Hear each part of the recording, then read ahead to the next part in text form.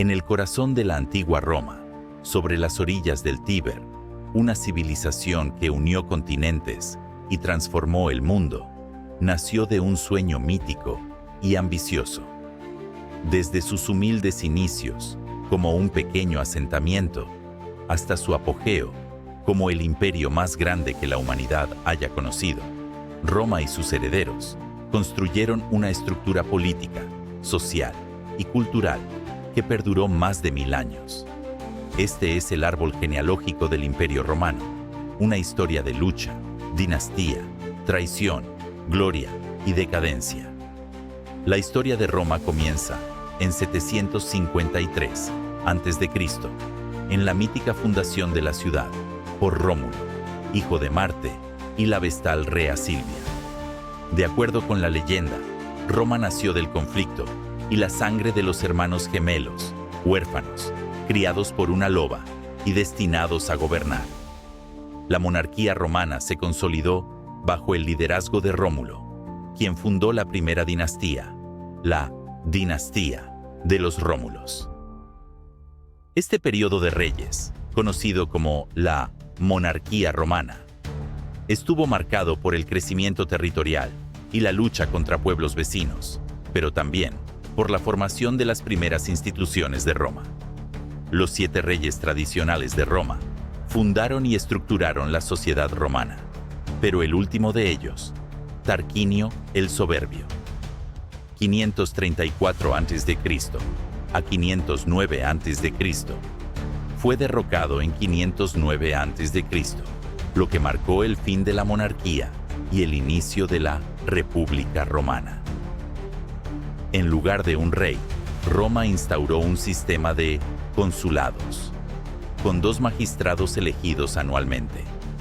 A lo largo de los siglos, la República Romana se expandió por la península itálica, luchó en las guerras púnicas contra Cartago y se estableció como la potencia dominante del Mediterráneo. Roma pasó de una ciudad-estado a un líder indiscutido, gracias a las familias aristocráticas que gobernaron durante este periodo: los Cornelios, los Fabios, los Julios y muchos más. A medida que la república se expandía, también lo hacían las tensiones internas. En el siglo I a.C., una serie de generales y políticos poderosos comenzaron a erosionar el sistema republicano, dando paso a las grandes figuras de la historia romana. Cayo Julio César, 144 a.C., quien se convirtió en dictador perpetuo y cuya ambición desmedida fue el catalizador de la caída de la República. En 49 a.C., Julio César cruzó el Rubicón, desafiando la autoridad del Senado romano, lo que llevó a una guerra civil.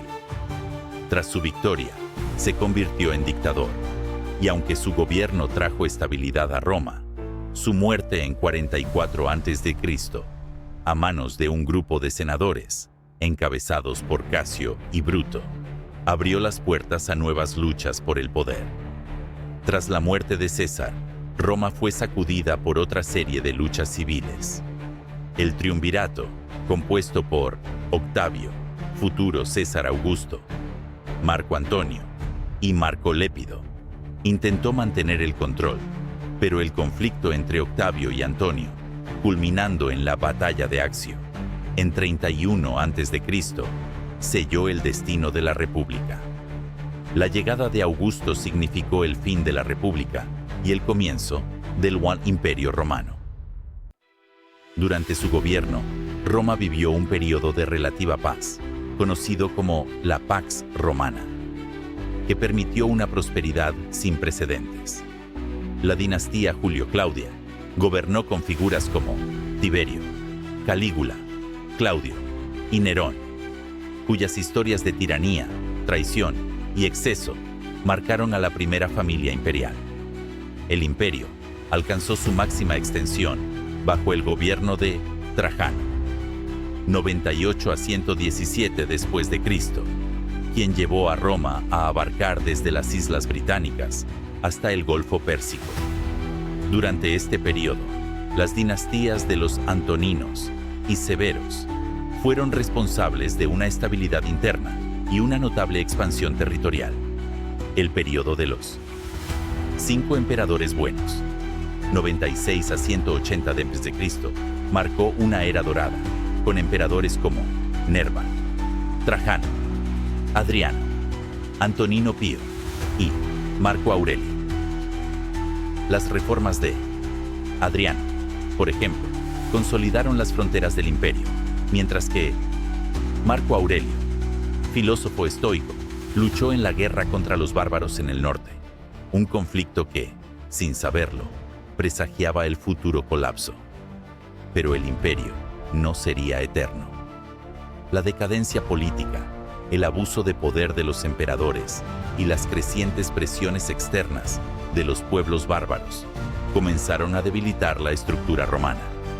A finales del siglo III después de Cristo, el Imperio Romano comenzó a fragmentarse.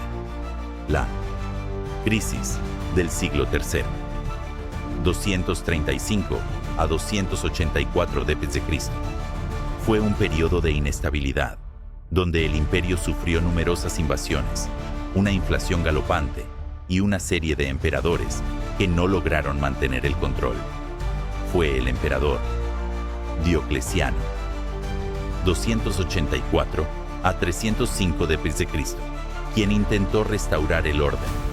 Dividió el imperio en dos mitades, el Imperio Romano de Occidente y el Imperio Romano de Oriente, también conocido como el Imperio Bizantino.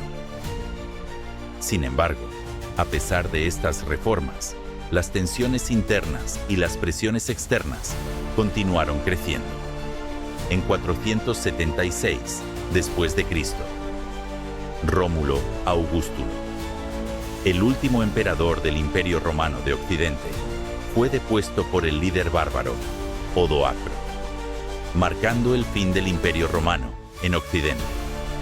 La caída del Imperio Romano de Occidente fue el resultado de siglos de luchas internas, invasiones bárbaras y una corrupción que desmoronó la estructura imperial.